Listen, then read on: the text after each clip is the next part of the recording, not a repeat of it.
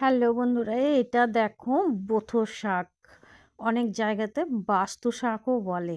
তো এই বথুর শাকটা এত অপূর্ব সুন্দর খেতে হয়, কিভাবে রান্না করলে চলো দেখে নাও। তো শাকটা দেখো, আমি ডাল মানে ডগাগুলো, কচি কচি ডগাগুলো ঠিক হাতে করে ডগাগুলো ভেঙে ভেঙে নিয়েছি। তারপর বটি দিয়ে একদম কুচি কুচি করে কেটে নিতে হবে। ঠিক যতটা কুচি করা সম্ভব ততটা করে নিতে হবে। আমি দেখো এইভাবে ঠিক করে নিলাম। করে নিয়ে সবটাই মানে যতটা আর কি পেয়েছিলাম সবটাই আমি কেটে নিয়েছি। কেটে নিয়ে দেখো কাটা আমার কমপ্লিট হয়ে গেছে।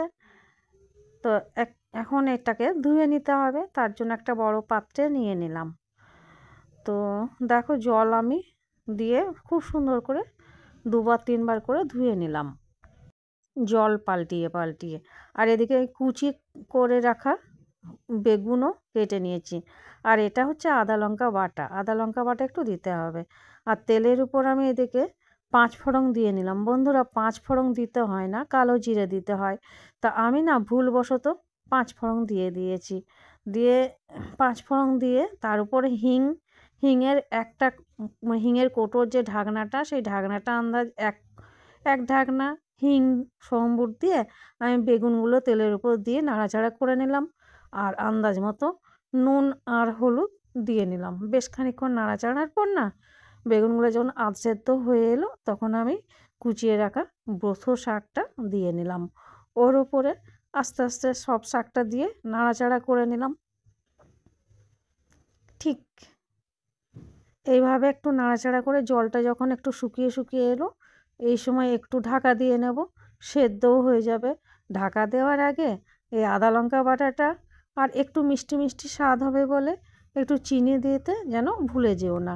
এগুলো সব দিয়ে নিয়ে ভালো করে মিশিয়ে নিয়ে নাড়াচাড়া করে এবার ঢাকা দিয়ে দিতে হবে। 2-3 মিনিট লো ফ্লেমে ঢাকা দিয়ে রেখে ঢাকাটা খুলে দেখলেই দেখা যাবে একদম সুন্দরভাবে সবগুলো সেদ্ধ হয়ে গেছে। বেশ খানিকক্ষণ ধরে এইভাবে নাড়াচাড়া করতে হবে। দেখো একদম কড়াইয়ে একটুও জল নেই, খুব সুন্দর করে শুকিয়ে গেছে। তার মানে আমার রান্নাটাও কমপ্লিট। আর এদিকে সেদ্ধটাও খুব সুন্দর সুসেদ্ধ হয়ে গেছে। গ্যাসটা অফ করে দিলাম। বেশ খানিকক্ষণ ধরে আর একটু নাড়াচাড়া করব। নাড়াচাড়া করে নিলেই একদম রেডি হয়ে যাবে আমার রান্নাটা, মানে ব্রথ শাকের রেসিপিটা। দেখো থালার মধ্যে ভাত নিয়ে আমি একটু মানে মাখিয়ে খেয়ে তোমাদের দেখিয়ে দিলাম। কি সুন্দর লাগছিল, অপূর্ব। কেমন লাগলো ভিডিওটা অবশ্যই কমেন্ট করুন। ধন্যবাদ সবাইকে।